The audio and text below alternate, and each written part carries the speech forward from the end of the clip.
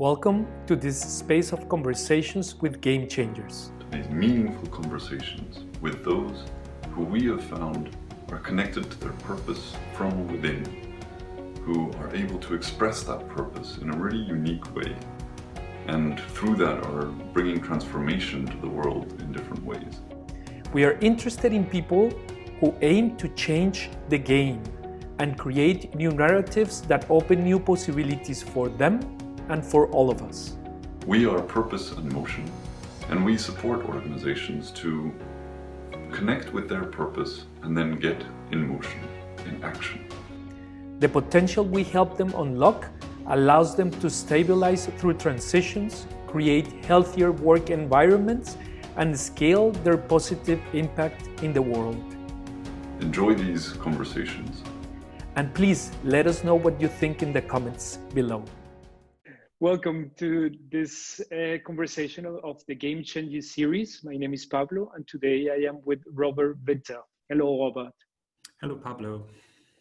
Robert was born in East Berlin, and he was a math and physics teacher. Then he studied history and Jewish studies before going into yoga. He has been teaching yoga for the past 12 years.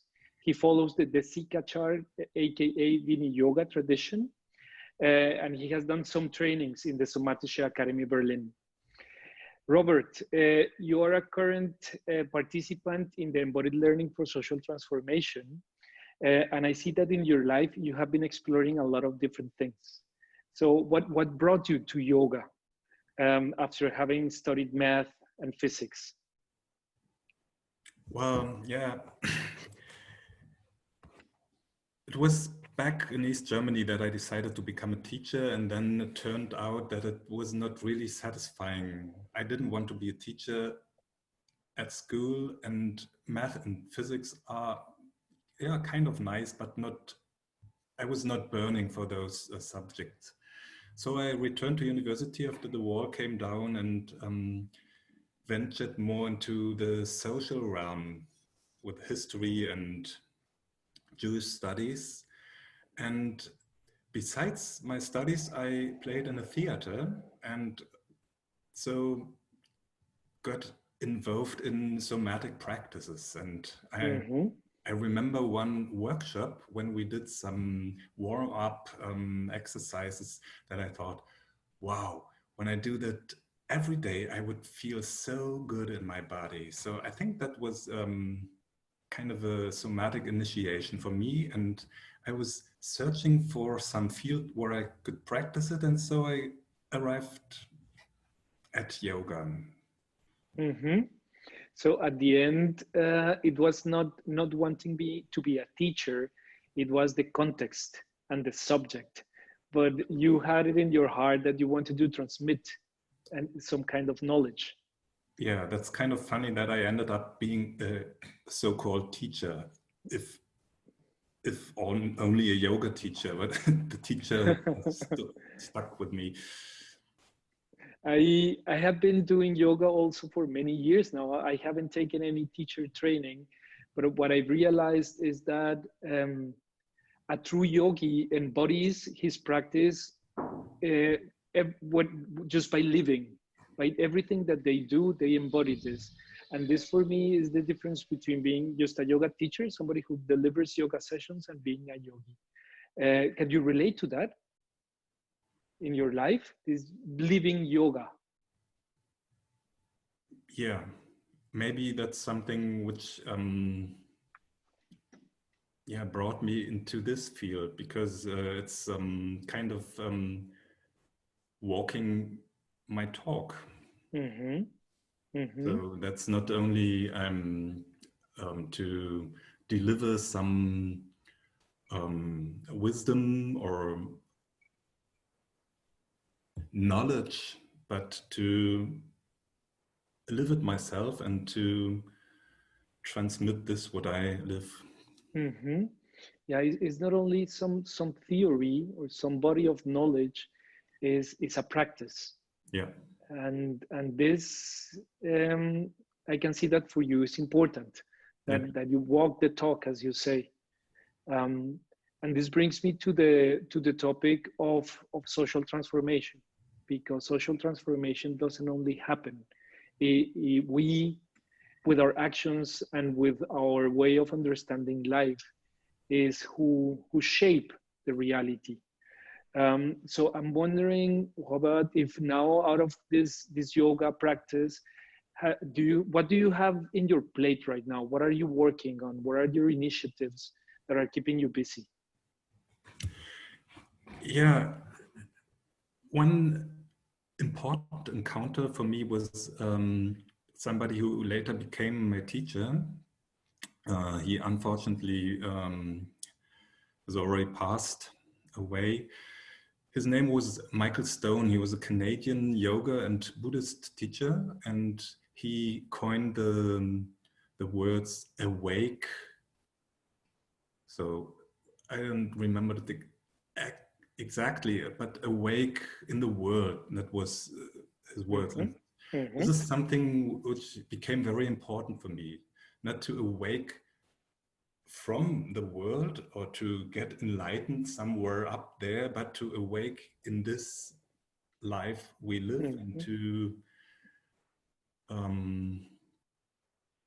do something meaningful here. And so that was sometimes a problem for me in my yoga classes, because people come there in order to feel good, and that's okay with me to provide something that makes people feeling good, but somehow I felt that's not enough. It's not so good only to make people feel good. So I was looking for ways to take yoga off the mat and to take this yogic idea into life. And yeah, one very brand new project at the moment is the Fair Yoga Initiative I am a member of. So we are a couple of engaged yoga teachers, instructors here in Berlin, who is about to launch an association, a Verein, in order to create a yoga market which is fair for providers and for participants. So I don't know, some people know that we have some global players here, like Urban Sports Club and ClassPass, which start dominating the yoga and the fitness market in general more and more, and dictating prices and creating conditions for, especially for yoga teachers, which makes it very difficult to earn the living from what they do. And so our idea is to provide a sound and fair market where we as yoga teachers can live from, and which on the same, at the same time is fair for the participants. So Yeah, I understand that you're trying to contribute to change the game in the yoga teacher sector, so that people can have a good life out of exercising their profession. Yeah. And you name a big challenge, which is these big players that dominate the market. But I wanted to ask you about the other kind of challenges to change the game, to really create a significant change in a specific sector. Before we started recording, you were telling me about this initiative, and you told me that there were 7 people, like the core group, and then around the 7, a bigger community. And I was wondering if you have found, or what challenges have you found in the way you collaborate with these other 6? Because the question comes from the conviction that changing the game is something that we do together, that we cannot do by ourselves, and that in this working together, there are many things that we still need to learn in order to collaborate effectively to change the game. So I was wondering if you can share with us something that you have learned in this process of working together and collaborating together. Yeah, one thing which comes immediately to me is that we, from different traditions, and that there is the necessity to not to fight each other's traditions, but to cooperate, though we are not from the same stable, so to say. And then, I mean, we are different people and bring our backgrounds, people from, like me, from East Berlin, people from all over the world. That's the nice thing about Berlin, because that so many people from all over the world are meeting here, but that means that a lot of different cultures come together, and that we have to learn to listen to each other and to be kind of interpreters. So this is different yoga traditions, different national cultures, men and women coming together.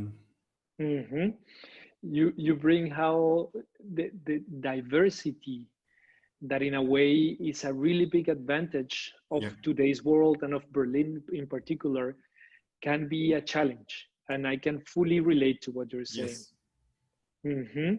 Because it's not only, as you were saying, the yogic traditions, but also the cultural differences that makes it rich, that makes it exciting, and that makes it challenging. And I believe that this ability to manage multicultural teams and to, as you were saying, to be open to interpret, which is an inner disposition of I'm here for you and I'm here to listen to you, is a very important skill for game changers in today's world to really achieve this collaborative effort and change the game. Robert, what is the world you would like to create? What are you? So you said you have this fair yoga initiative and this idea of changing the game. What would you like to bring to light? What would you like to see emerge out of your work or out of people, like-minded people like you? Well, so I think there is that's a twofold question. There is this nearer thing I would bring to the world, or I would help to be born. That's a that's a embodiment market. So I think movement and being in our bodies is very important, and we need facilitators in this field. And it would be so nice that you could make a living facilitating those embodied arts of different, so dance, yoga, Weltenkreis, whatever. And that's the near thing that I want to that contribute to. And then there is another aspect where I think I would love our world to continue through crises like COVID-19 and the other crisis lurking, so this ecological crisis, and that we find a way to to go on as society and to do the necessary stuff to flourish as humanity. I can see that, and I can totally relate to that flourishment that it feels now because of this crisis with COVID, that we as a species, we haven't flourished yet. We are in the process of being born. And maybe this is something that we have gone through many times before, and that hopefully we will go more times again in the long-term future. But this process of being born is painful, can be painful, is being painful. And it's absolutely necessary. I believe that the baby, before he or she is born, he or she doesn't imagine the world that is outside. He cannot picture it.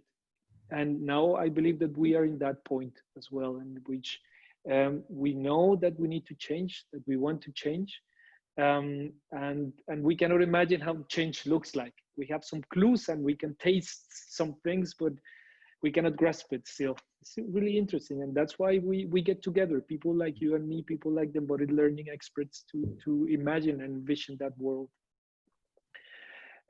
Robert, to finish, what would you say to the people that would like to really walk the walk? As some advice, where do people need to focus right now in order to be coherent, walk the walk, and live their practice? Yeah, I think it's very important to, and that are not really my words. I just recently read a very inspiring interview with Joanna Macy, and she said it's so important to do something of the important stuff we have to do without looking for the outcome. So maybe everything is breaking down and we can't stop it, but it's very important to do it anyway. So this is one point. And the other important point is to celebrate life. As difficult as it may be, but to keep laughing and to keep enjoying life and to keep enjoying the beauty just outside in May at the moment. So yeah. Beautiful. It's perfect. Just connect with the celebration energy, and not only focus on outcomes. Just do it because it's born with purpose. Thank you, Robert. And I wish you all the best in the Fur Yoga initiative. I'm sure that we will find many ways to keep collaborating. Thank you, Pablo. Have a beautiful day. You too. Bye.